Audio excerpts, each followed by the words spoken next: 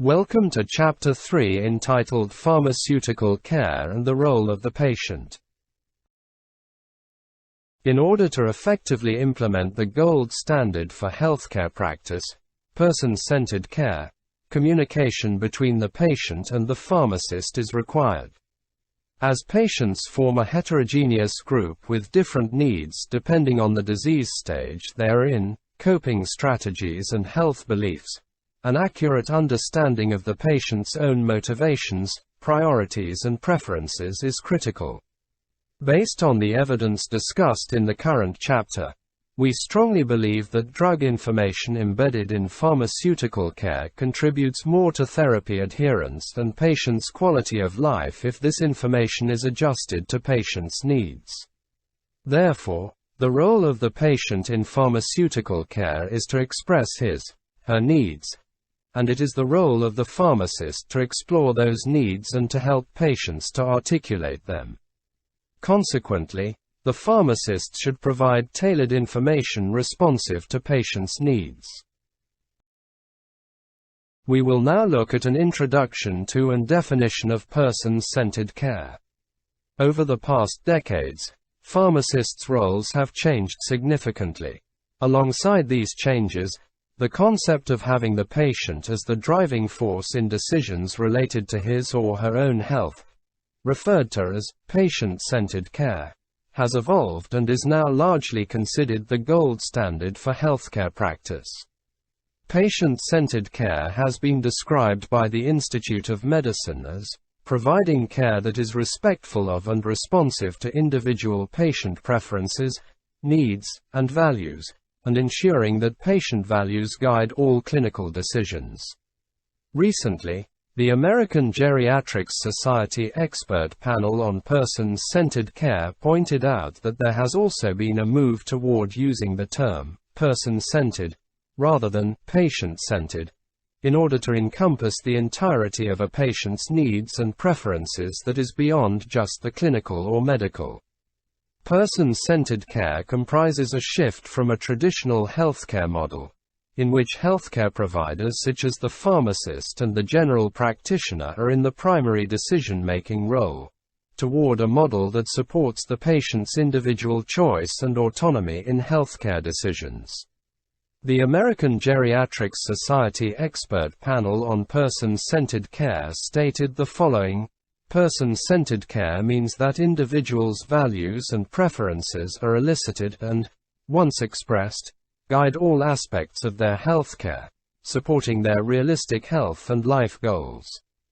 Person-centered care is achieved through a dynamic relationship among individuals, others who are important to them, and all relevant providers. This collaboration informs decision-making to the extent that the individual desires. 8 elements are considered essential to realize this definition, not only in geriatric patients, but for all persons. 1. An individualized, goal-oriented care plan based on the patient's preferences. 2. Ongoing review of the patient's goals and care plan.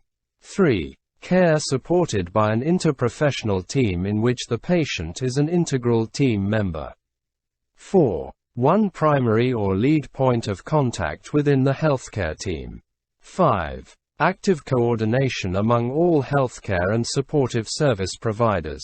6. Continual information sharing and integrated communication. 7. Education and training for providers and, when appropriate, the patient and those important to the patient. 8. Performance measurement and quality improvement using feedback from the patient and caregivers. In order to effectively implement person-centered care, communication between the patient and the provider is required. An accurate understanding of the patient's motivations, priorities and preferences is critical, also for pharmacists. Pharmacist-patient communication is considered an integral aspect of pharmacist-provided services.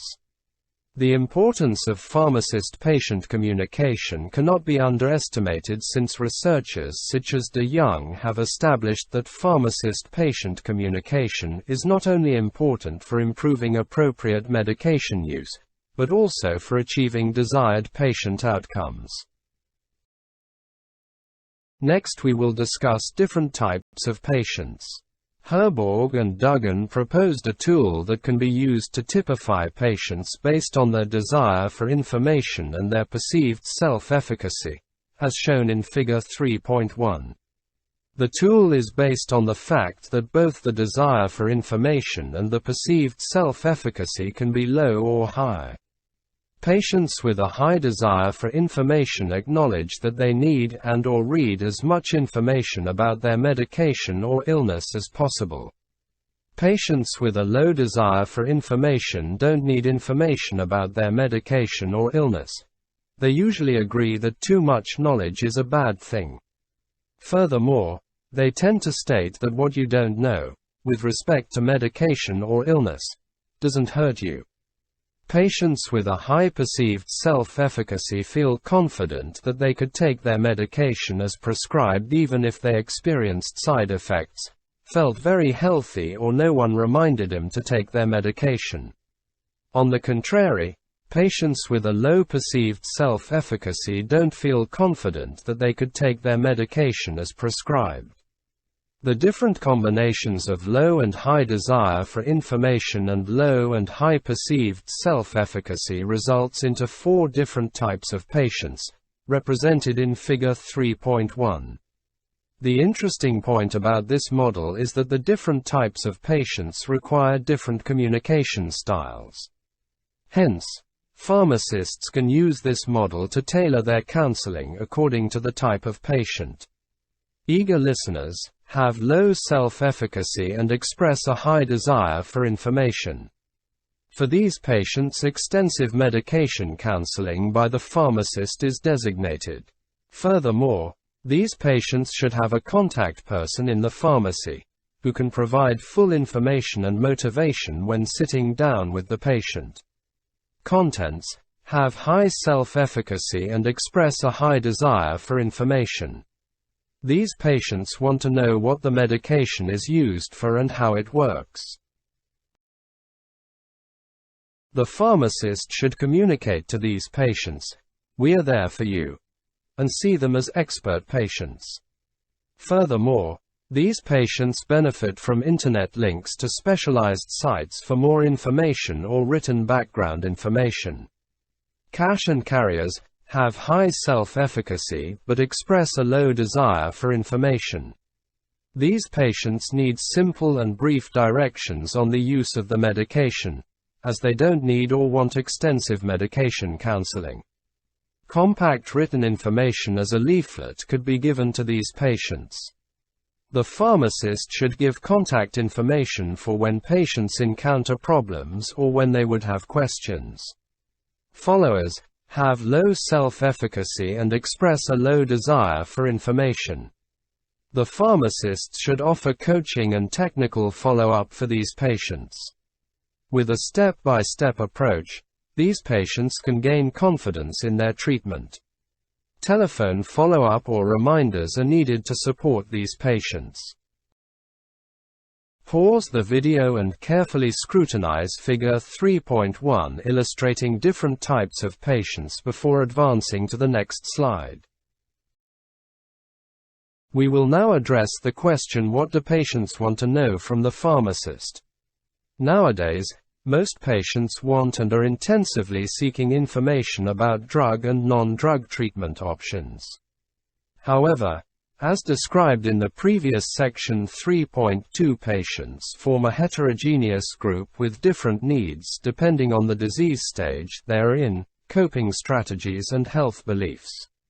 It can be argued that the beneficial factor in targeting this information need is not the mere act of information provision, but rather empowerment that results from tailored information responsive to patients' needs.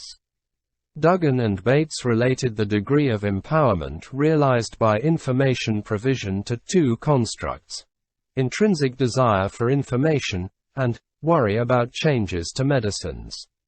That is, patients who expressed a high degree of worries about changes to their medication and did not want information about their prescription drugs seemed less empowered when given additional information about those changes. One could argue that they were happy knowing little. For these patients, information may even be harmful, since it may cause them to worry and thereby make them less confident about prescribed therapy. On the contrary, patients who expressed a low degree of worry about changes to their medication and a high desire for information about their medication seemed less worried and more empowered when given additional information. Meanwhile, this concept has been explored in many different studies. A focus group study of patient perspectives identified 5 specific questions related to drug therapy that patients wanted information on. 1. What are the side effects and risks? Patients want information on side effects and risks, including information on drug-drug interactions and contraindications. Patients generally believe that they could make more informed treatment decisions based on full disclosure of side effects and risk information.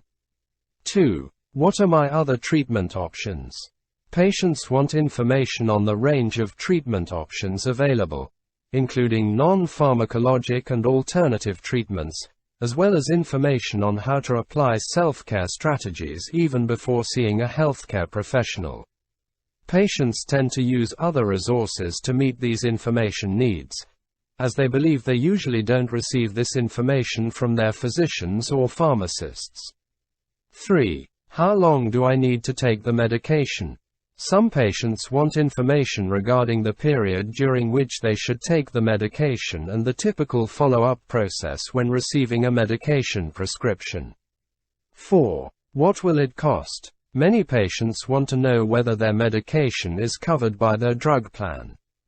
Furthermore, patients are interested in whether there are more cost-effective alternatives available. 5. Is this medication right for me?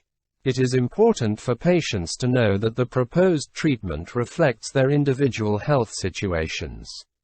That is, whether the medication prescribed is the most appropriate for them personally, rather than a treatment that could have been prescribed to anyone with that condition. Based on this evidence, we strongly believe that drug information contributes more to therapy adherence and patients' quality of life if this information is adjusted to patients' needs. Therefore, the role of the patient in pharmaceutical care is to express his/her needs, and it is the role of the pharmacist to explore those needs and to help patients to articulate them. We will now look at patients' expectations of the community pharmacist. Sabata Galindo and colleagues have recently summarized the evidence that patients' satisfaction with community pharmacists' interaction is usually higher. They have further shown how the high satisfaction can be attributed to patients' low levels of expectations of the community pharmacist. Patients' expectations of community pharmacists still appear to be related to their dispensing role. Moreover, patients still appear to be unaware what expanded professional services a pharmacist is able to provide, are not interested in those expanded professional services or prefer other professionals to deliver them. In their study, Sabata Galindo and colleagues developed and tested a conceptual model of how patients' perceived image of the pharmacist influences their expectations of the pharmacist's role and how this in turn influences patients' reactions with respect to that role.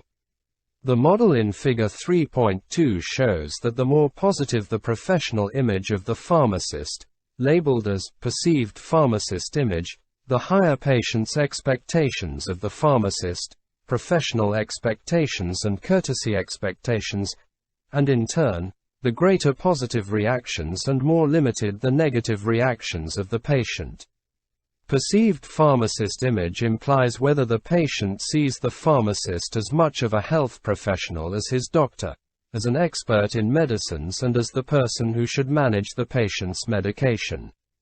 Professional expectations implies whether the patient expects the pharmacist to resolve any doubts the patient has regarding the treatment, to inform the patient about the possible adverse effects of the medications and to follow up the patient health problems.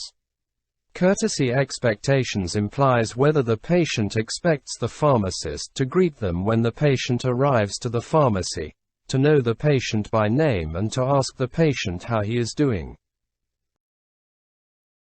Sabata Galindo and colleagues conclude that if the professional image of the pharmacist is improved, patients will have greater professional expectations of the pharmacist, and in turn, these expectations will influence the reactions to the community pharmacist. When the community pharmacist acts in the service provider role, by providing expanded professional services including advanced pharmaceutical care, patients' professional expectations of the pharmacist will increase and generate more positive reactions from patients. Hence, improving the image of the pharmacist is crucial. Therefore, it is necessary for community pharmacists to market and explain their expanded role as a service provider to patients. Worldwide professional associations of community pharmacists strive for more visibility of the role of the pharmacist in an interprofessional team, in which the patient is an integral team member. Furthermore, they develop projects addressed to patients as well as other healthcare professionals to market and explain the added value of the community pharmacist and the benefits of pharmaceutical care for patients. Pause the video and carefully scrutinize Figure 3.2, which is a model predicting patients' expectations and reactions before advancing to the next slide. Thank you.